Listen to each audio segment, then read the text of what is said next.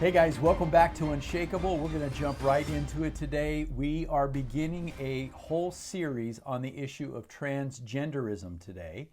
And you may ask the question, well, why? Why talk about trans? It's being talked about everywhere.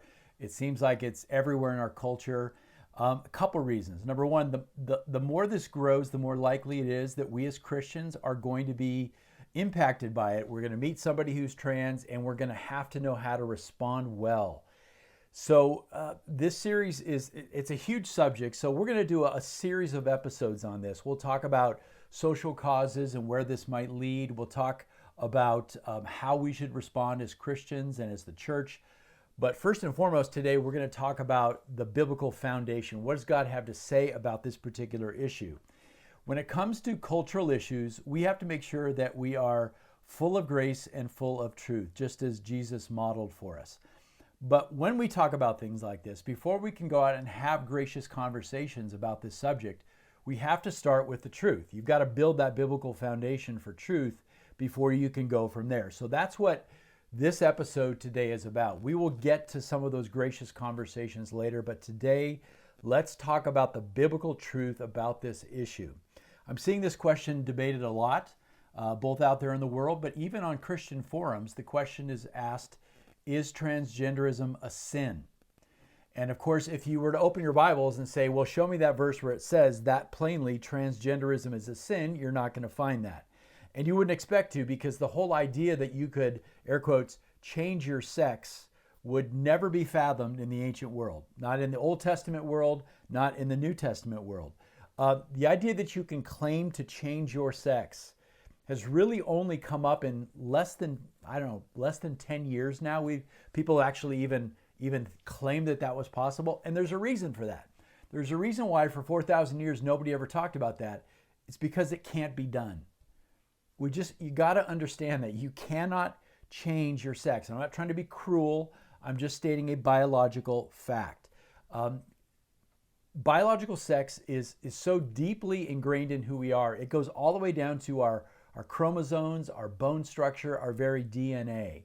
So the best that people can do today who want to change their sex is to basically do a replacement of their hormone structure and of course go out and do plastic surgery. Both of those things are not good or healthy.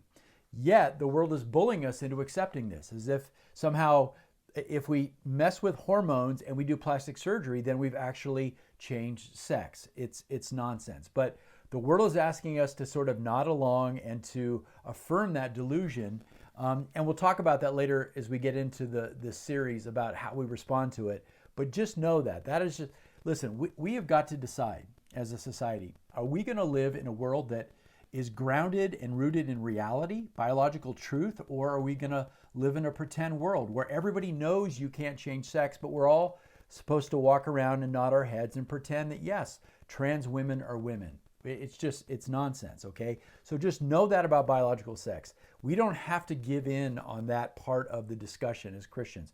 We don't have to allow the premise to stand that somehow you can change sex. You can't, okay? So that's out of the way. Now, a couple things. First of all, in the ancient world, as we talk about history, there is the issue of gender confusion. It's not like it doesn't ever show up in the ancient world. We do have issues of cross-dressing and issues of, obviously, homosexuality.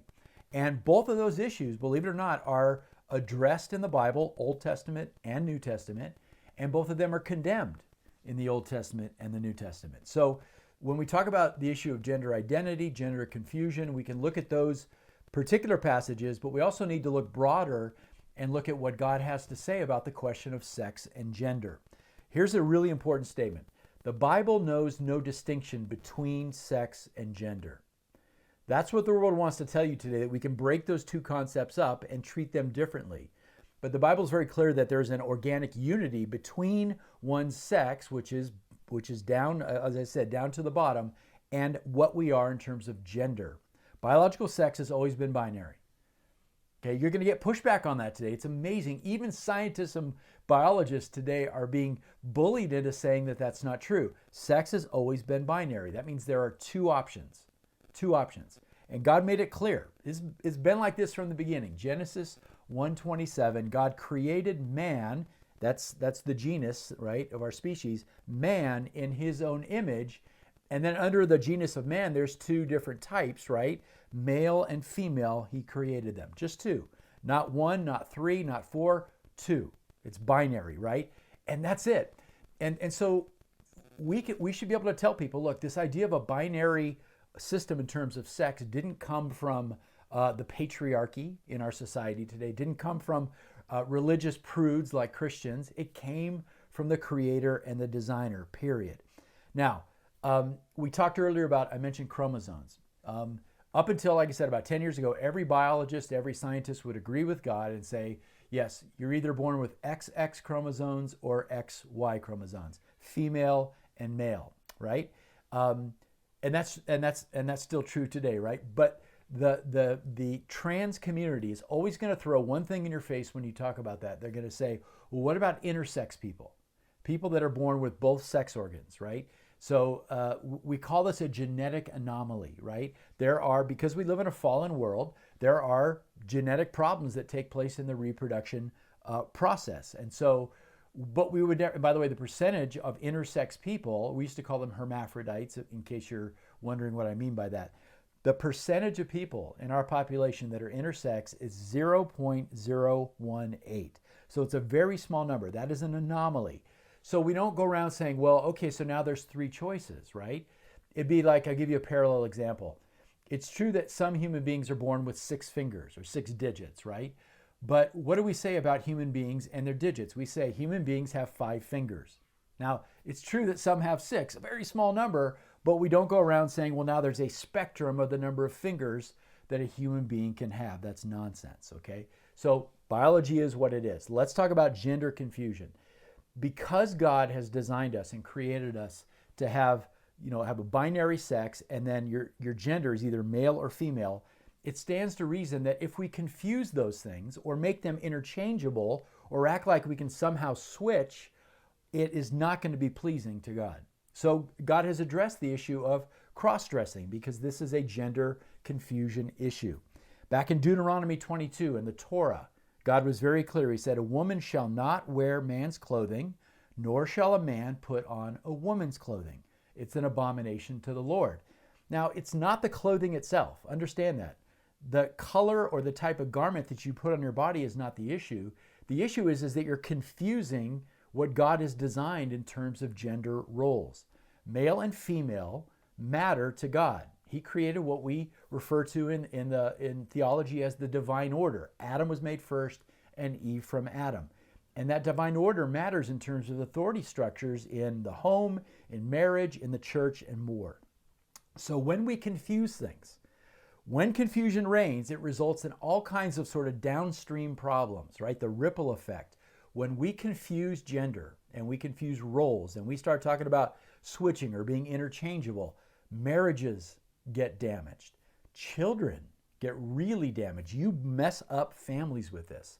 So we ought not encourage people, and certainly not in the church, talk about confusing gender or gender roles. Paul interestingly deals with this in the New Testament in 1 Corinthians 11. And this is a hard passage. He deals with the issues of head coverings and long hair. And rather than getting into the weeds about it, what you should know is his main point is that women ought not to dress, act, or function in the way that God says men should, and men should not do as women should.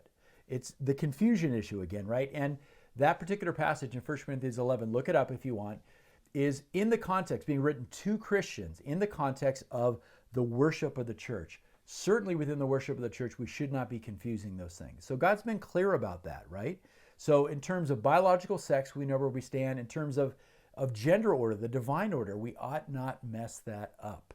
Okay, before we wrap up, 2 biblical objections that often come at us from the transgender community. Some people will say, well, look, Christians, you say God doesn't make mistakes. Well, we agree.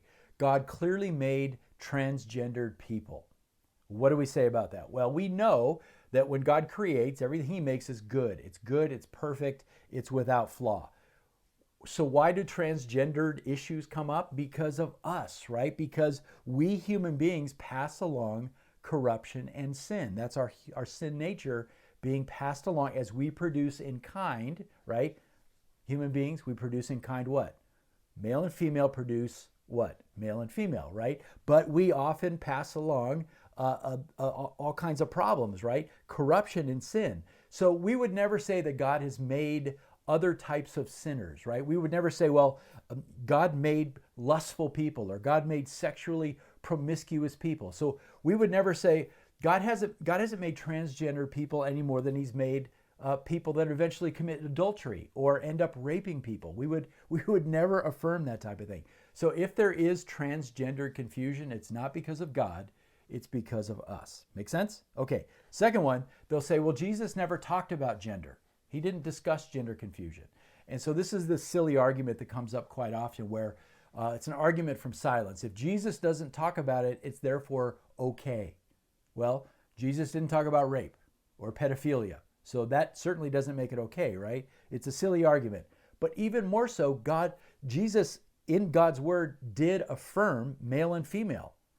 He did affirm the Genesis account. In Matthew 19 and Mark 10, he's talking to the Pharisees and being asked about marriage and divorce, and he says, quote, "From the beginning of creation, God made them male and female." So Jesus, God in the flesh, did indeed speak to this issue. So don't let them throw that at you. Okay, that's a lot, but that's just the foundation. We've got a lot more to talk about, so we'll see you next time. Until then, remain unshakable and love each other well.